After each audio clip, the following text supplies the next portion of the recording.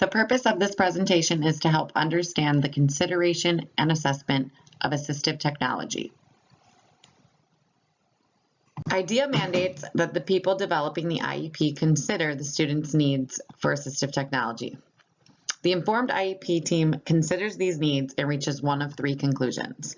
There is no need for assistive technology, certain types of assistive technology should be tried, or they cannot make a determination without more information or assistance. When deciding upon assistive technology, it is important to match the technology to the student and not the student to the technology, as well as remember that the newest or most expensive is not necessarily the best fit for the student at hand. When team members do not have the knowledge or skills to make an appropriate decision, an in-depth assistive technology assessment may be needed. Students are entitled to this under IDEA, and the major difference between consideration and assessment are in the duration, complexity, and need for new information or the expertise of a professional. The 7 hallmarks of assistive technology assessment are as follows. 1, the use of a team approach. This means that occupational therapists, physical therapists, speech pathologists, parents, and family members should all be included.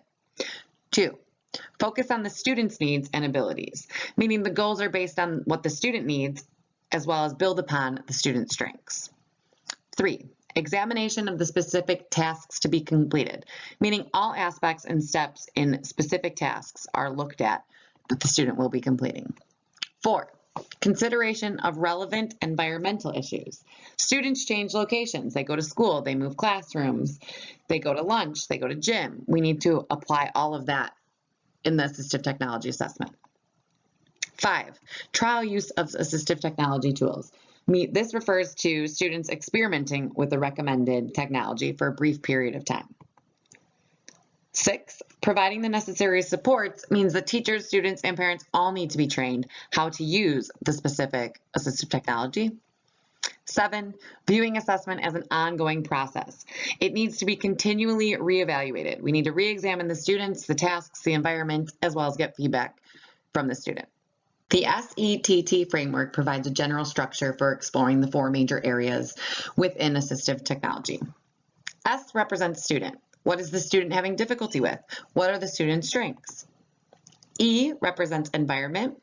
Where does the student spend most of their time? What are the physical arrangements in all of the environments the student spends their time? T is for tasks. What will the student be doing? What are the critical elements of those activities? And T for tools. What no-tech, low-tech, or high-tech options should be considered for this student in these environments? And here is a list of resources to help guide assistive technology consideration and assessment.